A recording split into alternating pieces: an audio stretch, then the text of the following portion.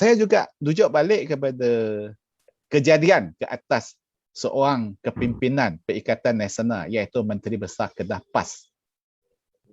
Di mana sebelum ini beliau kematian tidak mengaku dia merentas negeri untuk test drive bawa cuba kereta 4-wheel di Pulau Pinang. Kemudian dia ugut nak alirkan Sungai Muda supaya Pulau Pinang tak dapat air minuman. Dan sekarang ini siapa yang kritik dia kena tangkap. So ini satu tanda apa? Adakah manusia golongan ini, manusia maksum tidak boleh dikritik ataupun tak boleh ditegur? Kalau takut dengan ombak, jangan duduk tinggal di tepi pantai, kan? Jadi sebenarnya bila kita sebut pasal tak boleh kritik, kena tangkap, ini bukan perkara baru. Pada saya dia bukan perkara baru. Dan ini telah berlanjutan daripada zaman Barisan Nasional memimpin. Even kalau kita lihat pada zaman PN itu, pada ketika mana ada surat-surat yang telah tersebar di Menteri Industri sawit daripada Khairuddin, yang mana akhirnya Khairuddin kata siapa yang sebarkan surat tu yang kena siasat. Siapa yang buat laporan yang kena siasat. Siapa yang tiup whistle yang kena siasat. Jadi ini whistleblower kena siasat. Macam ini siapa yang kritik kena siasat.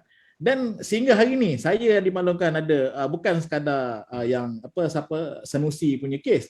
Yang baru-baru ni di Melaka pun ada kes di mana bekas ketua staf di Parlimen Hantarajaya dipanggil polis dan hari ini dimaklumkan dia akan didakwa kerana mengkritik tindakan bekas ketua menteri yang melawat di kawasan latihan penerjun yang menang pingat emas di Tokyo baru-baru ini. Dia itu pun akan bakal didakwa di mahkamah atas akta hasutan yang kalau tak silap saya. Hanya kerana satu tweet beliau di akaun sosial media Twitter dia. Jadi ini saya kira apabila kita cuba menafikan hak bersuara rakyat, kita cuba menafikan hak bersuara secara sihat dan secara aman, ini telah memusnahkan tindakan-tindakan yang cuba memusnahkan demokrasi. Di mana demokrasi ini kita mengamalkan semangat untuk kita berani mengkritik, kita berani juga untuk menerima kritikan. Dan jika Sanusi tidak boleh terima kritikan daripada rakyat ini, tak payah jadi menteri besar lah. Kasih orang lain lah. Sebab kalau nak masuk politik, kita tak usah kata masuk politik. Kalau kata kita nak jadi orang yang terkenal, ketua kampung pun orang kritik. Ketua kampung pun orang kritik. Jadi ketua apa-apa pun kena kritik. Ini semua adalah sebagai satu cabaran sebagai seorang ahli politik, cabaran sebagai seorang pemimpin untuk terus di dalam kepimpinannya ke hadapan.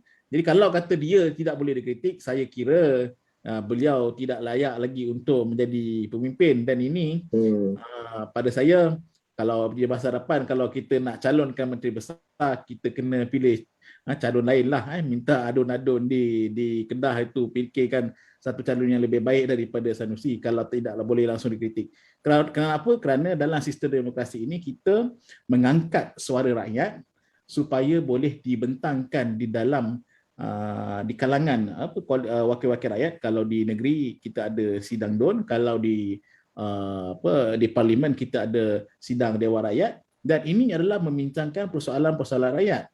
Kalau kata dia sendiri tidak boleh mendokong satu daripada rukun negara yang penting, iaitu keluhuran perlembagaan kedaulatan undang-undang, yang mana beliau tidak boleh patuh pada undang-undang. Kita di masa PKP ini duduk di rumah, tak boleh keluar, jangan suka-suka.